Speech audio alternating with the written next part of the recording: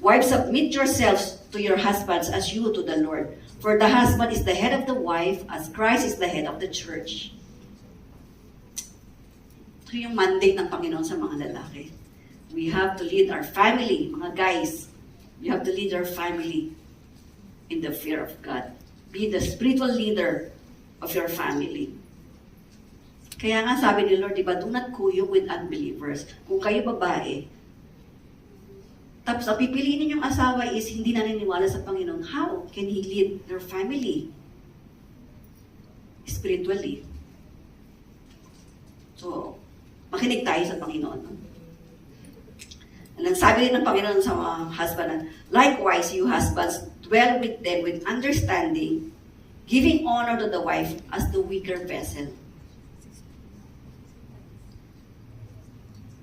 So, in-acknowledge natin na